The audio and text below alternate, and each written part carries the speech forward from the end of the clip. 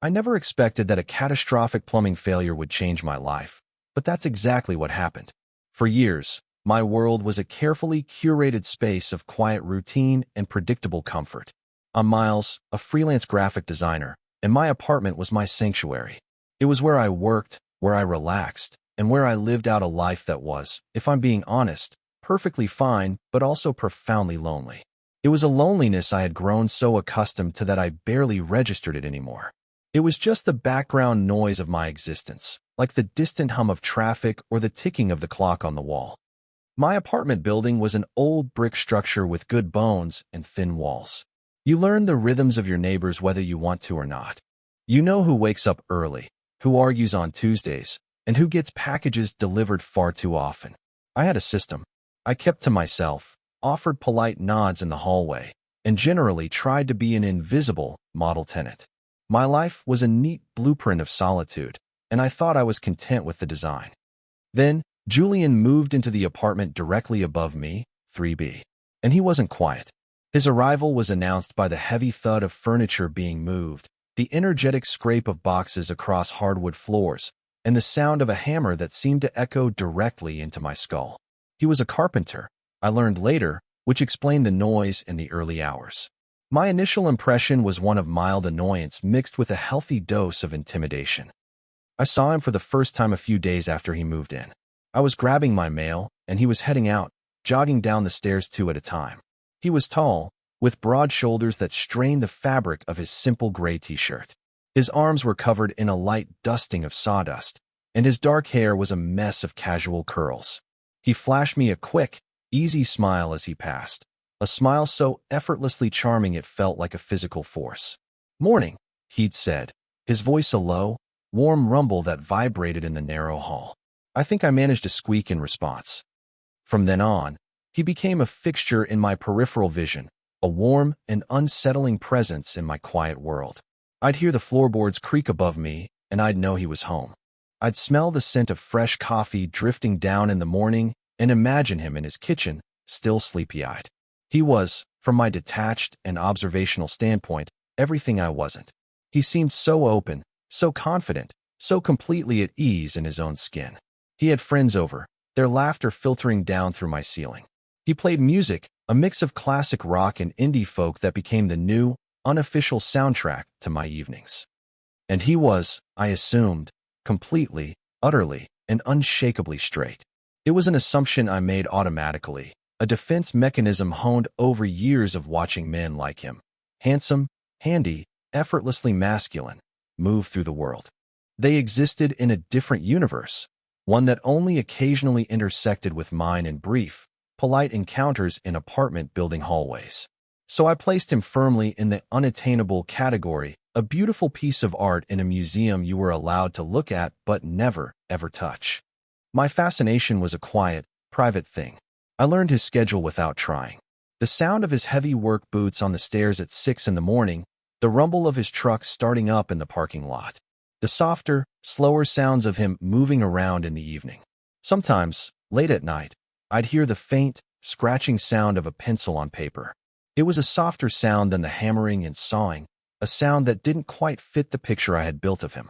It was a small mystery, a detail that snagged my imagination. I was content to keep this distance. He was the sun, and I was a planet in a far-flung, comfortable orbit, happy to observe his light from a safe remove. It was easier that way. It was safer. I could admire him without any risk, without any hope. Hope, I had learned long ago, was a dangerous thing. It dismantled carefully constructed walls and left you exposed. And I had no intention of ever being exposed again. My quiet life was my fortress, and I was its sole, vigilant guard. That's how things were, and that's how I assumed they would always be. But life has a funny way of taking your blueprints and setting them on fire. Right. Let me take you back to the Tuesday it all fell apart. It started as a faint dripping sound. At first, I dismissed it as a leaky faucet, another item for the long list of quirks that came with living in an old building. But the dripping grew bolder, more insistent. It became a steady patter, like rain on a tin roof, except the sky was a perfect, cloudless blue. I looked up. A small, discolored spot had appeared on my living room ceiling, a pale brown stain that was slowly, ominously expanding. I grabbed a bucket from under the sink just as the first drop of water broke free and fell, hitting my hardwood floor with a soft splat. Then another, and another. The discoloration darkened and spread like a sinister bloom. The steady patter became a relentless drumming. This was not a leaky faucet. This was something much, much worse. A sense of dread, cold and heavy, settled in my stomach. My sanctuary was being invaded. I called my landlord, Mr. Henderson, a man whose primary mode of communication was a long-suffering sigh. He promised to send someone over, but his tone suggested it wouldn't be with any particular urgency. As I was hanging up, there was a frantic pounding on my door. I opened it to find Julian standing there, his face pale and his eyes wide with panic. Water was dripping from the ends of his hair, and his shirt was soaked through in patches. "Hey, Miles, right?" he said, his usual easygoing confidence completely gone. He was breathing heavily, as if he'd run a marathon. Is there water coming through your ceiling?" He gestured vaguely upwards with a hand that was slick with water. I just pointed numbly at the bucket in the middle of my living room, which was now collecting a steady stream of what I sincerely hoped was clean water. "Oh man. Oh no," he groaned, running his wet hand through his hair, making it stick up in wild peaks.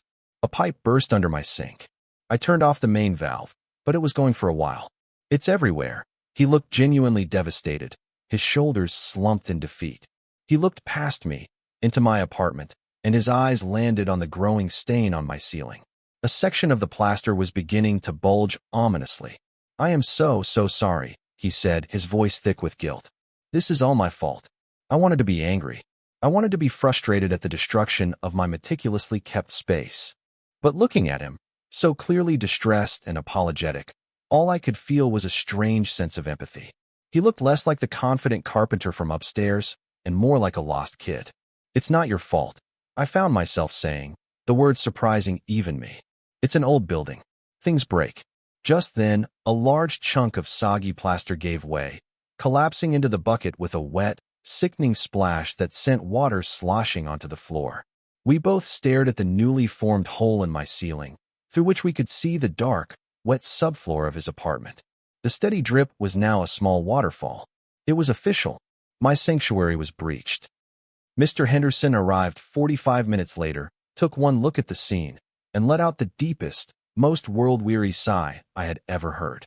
He surveyed the damage in my apartment, then trudged upstairs to assess the source. He came back down with a grim verdict. The damage was extensive. My apartment would be uninhabitable for at least a couple of weeks while they tore out the ceiling, dried everything out, and replaced the drywall and flooring. "I can put you up in a motel out by the highway," he offered, pulling at his collar. The thought of a sterile, impersonal motel room for weeks on end made my skin crawl. It was the antithesis of everything I valued in my home. It was a new, even more isolating form of loneliness. I must have looked as miserable as I felt, because Julian, who had been hovering in the hallway, suddenly stepped forward. "No," he said, his voice firm, cutting through the stale air of defeat. He looked at me, his gaze direct and filled with a desperate sense of responsibility. "That's not happening. He can't stay in a motel because of my bad plumbing. I have a spare room. It's small, and it's full of my junk, but the bed is clean. You should stay with me, Miles. Please. It's the least I can do." The offer hung in the air between us. It was absurd. It was terrifying. It was the complete obliteration of the safe distance I had so carefully maintained. My mind screamed 1,000 different reasons to say no.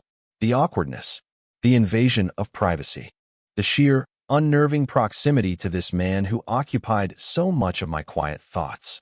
But then I looked at my ruined living room, and I thought about the soul-crushing anonymity of a highway motel. And then I looked at Julian. He was watching me, his expression a mixture of guilt and sincere hope. In that moment, he wasn't the idealized, unattainable neighbor. He was just a person trying to do the right thing in a messy situation. Maybe it was the shock, or maybe it was a flicker of that dangerous hope I tried so hard to suppress, but I heard myself agree. "Okay," I said, my voice barely a whisper. "Okay, thank you." And just like that, the walls of my fortress came tumbling down, washed away in a flood from apartment 3B. Moving my things upstairs felt surreal. It wasn't a real move, just a frantic migration of essentials, my laptop, a duffel bag of clothes, my toothbrush, the expensive coffee beans I couldn't live without. Julian insisted on carrying everything, his guilt manifesting as a kind of restless, over-caffeinated energy. He cleared a path through his apartment, which was a chaotic but organized mess of tools, blueprints, and stacks of books on architecture and design. It smelled of sawdust, coffee, and something else, something uniquely him. The spare room was exactly as he described it. Small, cluttered with boxes, but dominated by a neatly made bed with a simple gray comforter.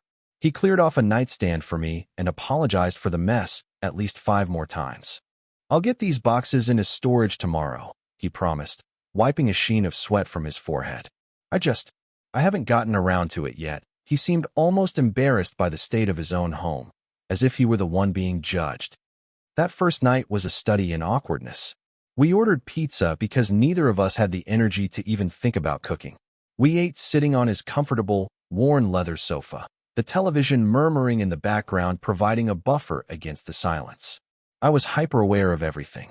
The way he slouched when he was relaxed, the small scar above his left eyebrow, the fact that he used a fork to eat his pizza, which I found inexplicably endearing.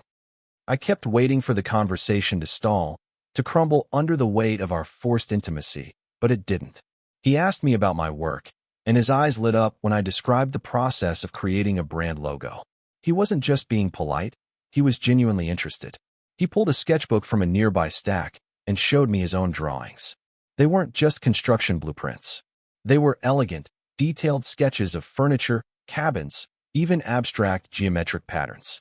The lines were clean and confident, revealing an artistic sensibility I never would have guessed at. That faint scratching sound I'd heard through the floorboards suddenly made sense. "I wanted to be an architect," he admitted, a faint blush coloring his cheeks as he flipped through the pages. "But I was better with my hands than with the advanced calculus," he laughed, a self-deprecating sound that was surprisingly soft. "So I build things instead. It's close enough, I guess." In that moment, my entire perception of him shifted. The loud, intimidating carpenter was replaced by a man with a hidden passion, a quiet vulnerability he kept tucked away in a sketchbook. He wasn't just the sun. He was a whole system of planets and moons I hadn't even known were there. The next morning, I woke up to the smell of brewing coffee.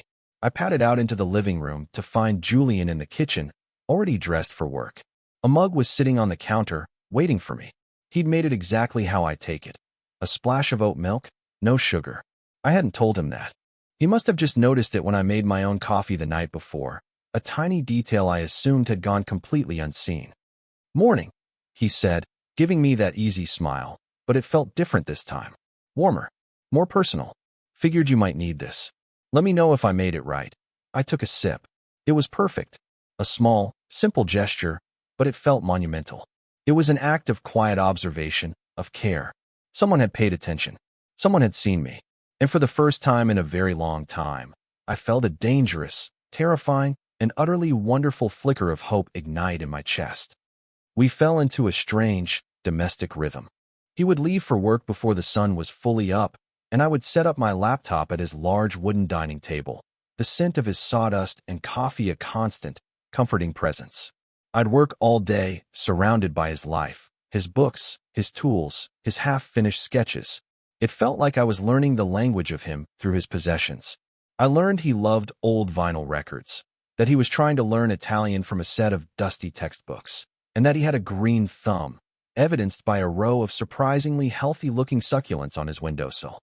He'd come home in the evenings, tired and covered in the day's labor, and his presence would fill the apartment, chasing away the quiet I was so used to. But I found I didn't mind. The silence I had once cultivated as a form of protection now felt empty in comparison. We started cooking dinner together. He was a surprisingly good cook, intuitive and unafraid to make a mess. I was more methodical, a follower of recipes. We made a good team. Our movements in the small kitchen became a dance of unspoken coordination, a comfortable bumping of elbows and passing of spices. It was during those dinners that I really got to know him. We talked about everything and nothing. Our families, our childhoods, our worst jobs, our dreams for the future. He told me about growing up in a small town, about the pressure he felt to go into the family construction business. He spoke of his father with a mix of love and frustration that was achingly familiar. He revealed his vulnerabilities not in grand declarations, but in the small, quiet spaces between sentences. He had this way of listening, of really listening. He would lean forward, his chin resting on his hand, and his dark eyes would be so focused on me it felt like I was the only person in the world. He remembered things I said, bringing up a detail from a story I told days earlier.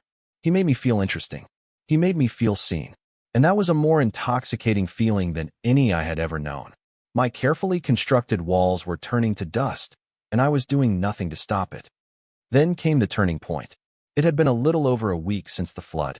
The contractors in my apartment were loud and slow, and I had resigned myself to my new living situation. I wasn't just resigned. A part of me was dreading the day I would have to move back downstairs into my silent, solitary life. That evening, Julian came home later than usual. He looked tired, but there was a nervous energy about him I couldn't quite place. He was holding a bottle of red wine. "Hey," he said, setting the bottle on the kitchen counter with a soft clink. I got this. To say thank you. You know, for being so incredibly cool about all this." He gestured vaguely in the direction of my downstairs apartment. "Most people would have been furious, but you've been amazing." My heart did a stupid little flip. "You don't have to thank me, Julian," I said, trying to keep my voice steady. "You've been the one putting me up." I moved towards the cabinet to get the corkscrew and a couple of glasses. The air in the kitchen suddenly felt thick, charged with an unspoken current. I was intensely aware of his closeness, of the warmth radiating from him. I could smell the faint, clean scent of soap from his shower mixed with his own unique scent. I turned back around, the corkscrew in my hand. He hadn't moved. He was standing right there, closer than I expected. His eyes were dark and serious, searching my face for something. My breath hitched in my throat. The easy rhythm we had built over the past week had vanished, replaced by a taut, humming silence. All the sounds of the city outside seemed to fade away. "It's not just about the apartment," he said, his voice low and a little rough. "It's this, having you here. It's been." He trailed off, shaking his head slightly, as if he couldn't find the right words. He took a small step closer.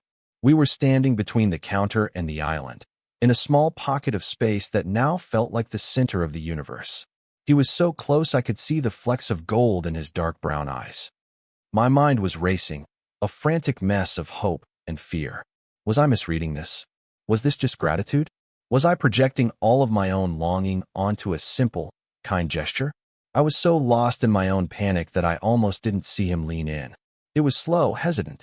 It gave me a century to pull away, to laugh it off, to break the spell. But I couldn't move. I was paralyzed, caught in the gravity of his gaze. And then his lips met mine. It wasn't a demanding kiss. It was soft, tentative, a question. It was just the gentle pressure of his mouth against mine, brief and breathtakingly warm. It lasted only a few seconds, but it stretched into an eternity. In that single moment, before the cork was even pulled from the bottle, the entire world shifted on its axis. He brought wine to say thanks, and he kissed me, just like that. He pulled back just as quickly as he had leaned in. The spell was broken. Panic flashed in his eyes, stark and raw. He looked as stunned as I felt, as if his own body had betrayed him. He took a clumsy step backward, bumping into the counter. The bottle of wine wobbled, but didn't fall. He stammered, his face flushing a deep red. "I'm sorry. I shouldn't have. I have to bathroom." And then he was gone, disappearing down the short hallway and closing the bathroom door behind him with a soft but definitive click. I was left standing alone in the kitchen, my fingers still wrapped around the cold metal of the corkscrew. My lips tingled. The air, which had been so thick with tension a moment before, now felt thin and empty. I could hear the sound of my own heart hammering against my ribs, a frantic, desperate rhythm. What just happened? The question echoed in the sudden silence of the apartment. I stood there for what felt like hours, replaying those few seconds over and over again in my mind. The hesitant way he moved closer, the searching look in his eyes, the impossible softness of his lips. It had felt real. It had felt right. But his reaction, his immediate flight, told a different story. It screamed regret. It screamed mistake. The hope that had bloomed so brightly in my chest moments before was now being choked by a cold, creeping dread.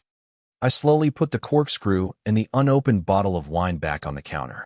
The gesture felt final, like I was putting away a dream that had been briefly unpacked by mistake.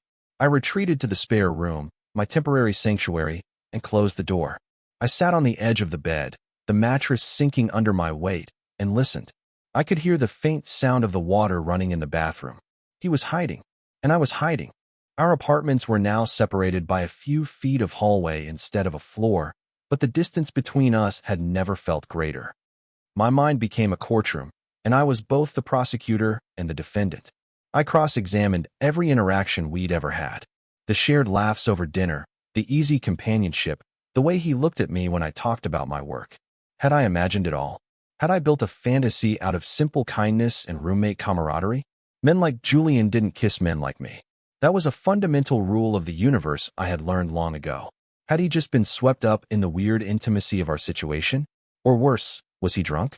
No, I hadn't smelled any alcohol on him.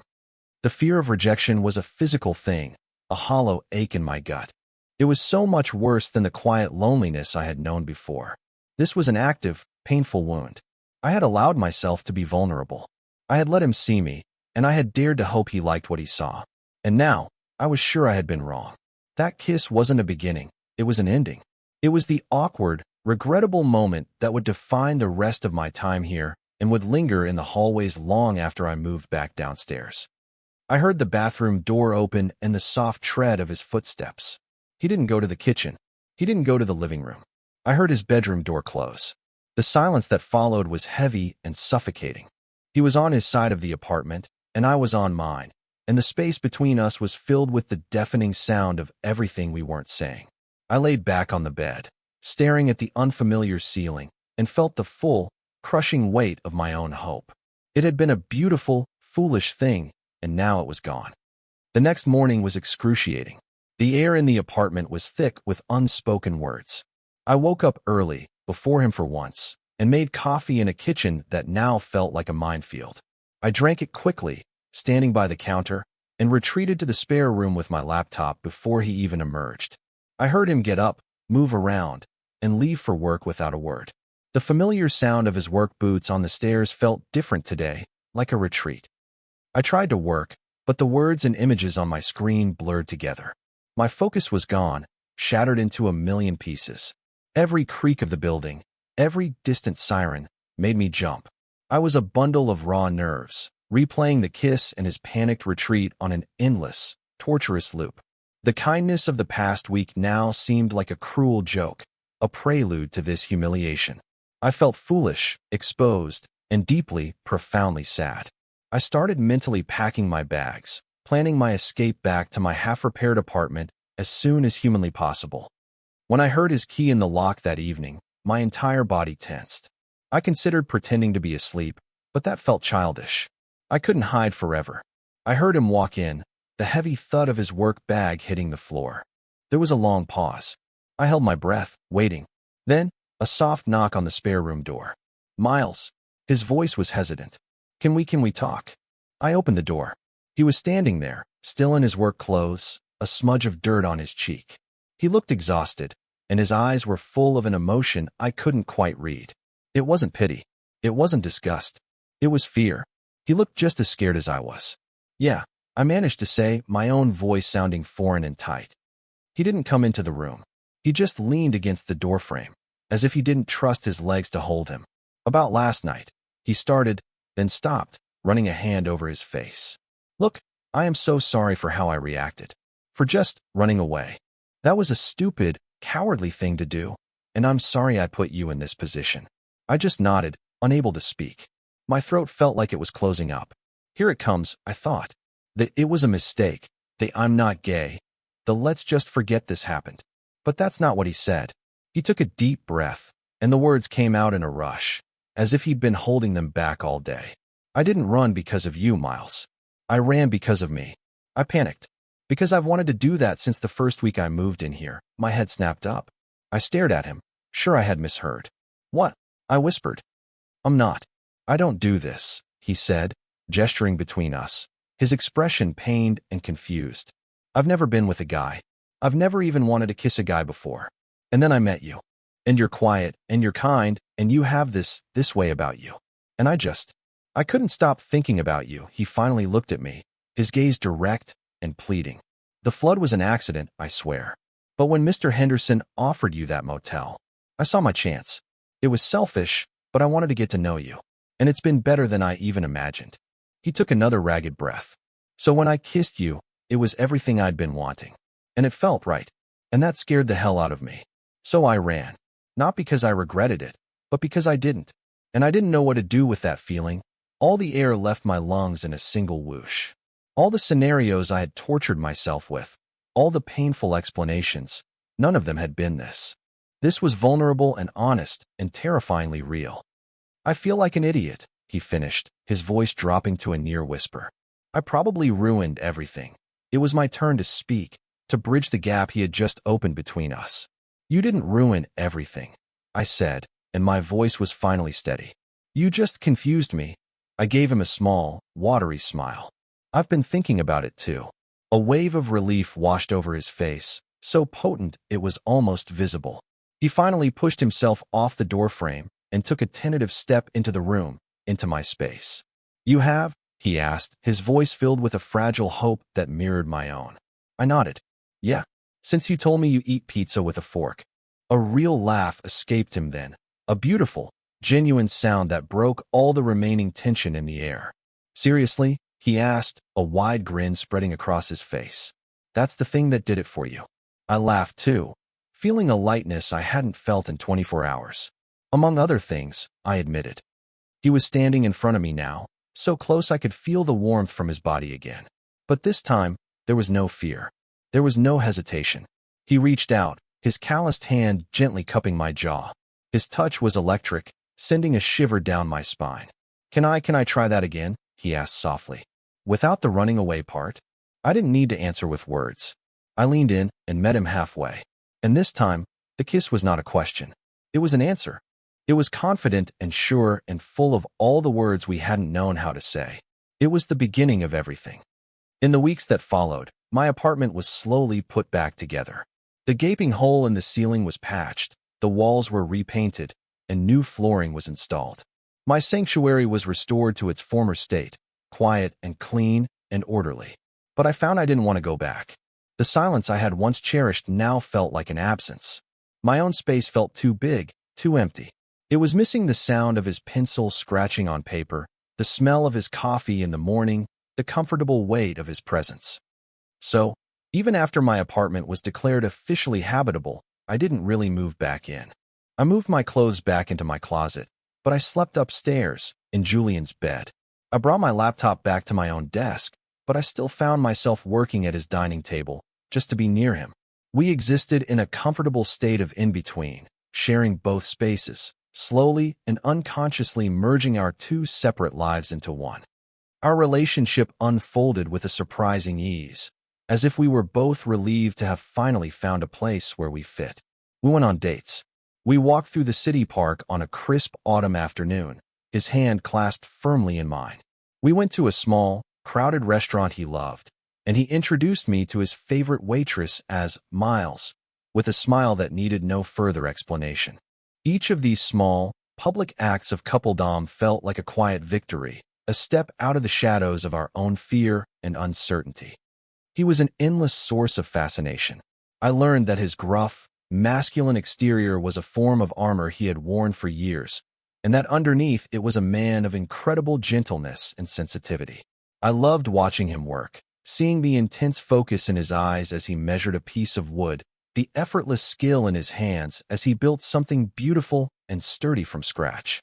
He was building our relationship the same way, with care, with patience, and with a solid foundation of honesty. One Saturday night, a couple of months after what we now called the kiss, we were in his kitchen. My kitchen. Our kitchen. He was cooking, and I was sitting at the counter, watching him. A bottle of red wine was breathing on the countertop, the same kind he had brought home that fateful night. He had bought it again, intentionally this time. He finished plating our dinner and brought it over to the counter. He poured 2 glasses of wine, his movements easy and familiar. He handed one to me, his fingers brushing against mine. The simple touch still sent a spark through me. He raised his glass. A toast, he said, his expression soft and serious. To burst pipes, faulty plumbing, and incredibly understanding neighbors. I clinked my glass against his. And to being brave enough to not run away, I added softly. He smiled, a genuine, heart-stopping smile that still made my knees feel weak. I'm not running anywhere, he promised, his eyes holding mine. Not anymore. And in that moment, surrounded by the comfortable, happy chaos of our shared life, I knew he meant it. It's funny how life works, isn't it? You spend so long building walls to protect yourself, curating a life of careful, manageable solitude. You convince yourself that you are safe, that you are content. You design a blueprint for your own happiness that leaves no room for the unpredictable, for the messy, for the beautifully disruptive force of another person. You think you have it all figured out. And then a pipe bursts. Water comes pouring through the ceiling, ruining everything you thought you had built. But sometimes, a flood isn't just a disaster. Sometimes, it's the very thing that washes away the walls, clears out the old debris, and makes room for something new to grow. It turns out my life didn't need a fortress. It just needed him.